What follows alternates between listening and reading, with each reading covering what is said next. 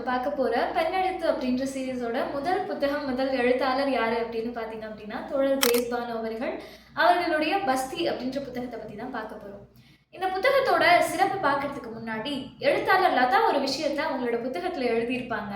பார்வை வழி பயணம் அப்படின்ற புக்ல என்ன சொல்லியிருப்பாங்கன்னா, ஒரு லெஸ்பியனையோ இல்ல கேவையோ பார்க்கும் பொழுது உங்களுக்கு அவங்களுடைய பாலியல் வாழ்க்கை தான் ஞாபகம் வருது அப்படின்னா, பிரச்சனை அவங்க கிட்ட இல்ல, உங்க பார்வையில தான் அப்படின்னு சொல்லியிருப்பாங்க. அதே மாதிரி இந்த சமூகத்தோட இன்னொரு பிரச்சனை என்ன தெரியுமா? தொடர்ந்து திருநங்கையரையோ இல்ல திருநம்பியரையோ பத்தி நம்ம பேசுறோம் அப்படின்னா, உடனே என்ன சொல்லுவாங்கன்னா, அவங்களுக்குலாம் என்ன கஷ்டம், கை தட்டி காசு வாங்கிட்டு போயிடுறாங்க, இல்லைன்னா அவங்க பாலியல் அத்துமீறல்லாம் செய்வாங்க அப்படின்றத மட்டும் தான் சொல்லுவாங்க.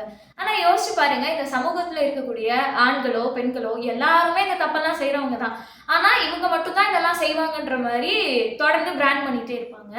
அண்ட் அவங்களுடைய வாழ்வியலையோ பெண்கள் ஆண்கள் கிட்டேயே இந்த அதிகார வர்க்கம் தன்னோட ஆதிக்கத்தை ரொம்ப ஜாஸ்தியா காமிக்கும் பொழுது, அடிச்சா கூட யாரும் கேட்க மாட்டாங்க அப்படின்ற நிலைமையில இருக்கக்கூடிய திருநங்கை திருநம்பியர்கிட்ட அவங்களுடைய ஆதிக்கம் எந்த அளவுல இருக்கும் இல்லையா? ஸோ இது மாதிரி இந்த சமூகம் தொடர்ந்து அவர்கள் மேல் வைக்கக்கூடிய இல்லை அவங்களோட குரலை கேட்க மறுக்கும் இல்லையா?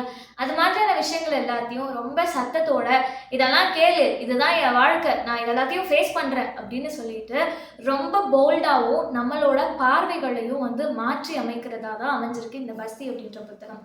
பஸ்தி திருநங்கையர் திருநம்பியரை பத்தி மட்டும்தான் பேசுதா அப்படின்னு கேட்டா இல்ல. இங்க இருக்கக்கூடிய மற்ற விஷயங்கள்லாம் இருக்கும் இல்லையா, போர் சூழலா இருக்கட்டும், இல்லைன்னா வெவ்வேறு விதங்கள்ல இருக்கக்கூடிய ஆதிக்கம். உதாரணத்துக்கு இவங்களுடைய ரொம்ப அழகா சொல்லணும்னா கருப்பி அப்படின்ற ஒரு காதல் கதை இருக்கு.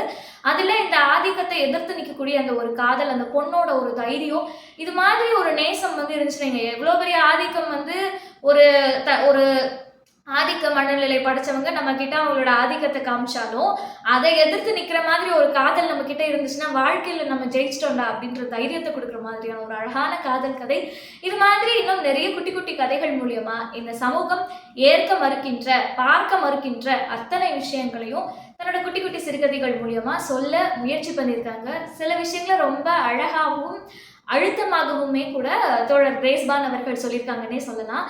புத்தகங்கள் வாசிக்கணும், ஆனா எங்க இருந்து ஸ்டார்ட் பண்றது, சமூகத்தை புரிஞ்சுக்கணும், கொஞ்சம் இங்க இருக்கக்கூடிய சிக்கல்களையும் நான் பேசணும்னு நினைக்கிறேன், ஆனா அதுக்கு முன்னாடி ஏதாவது புரிஞ்சுக்கணுன்ற ஒரு தேடல் இருப்பாங்க இல்லையா, அவங்க எல்லாருமே இந்த புத்தகத்தை நிச்சயமா வாங்கி வாசிங்க.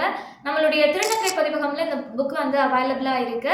அண்ட் இந்த மாதிரி நிறைய புக் கண்டென்ட்ஸ்க்கு தொடர்ந்து ரவுத்ரா ரீட்ஸை ஃபாலோ பண்ணுங்க. நன்றி.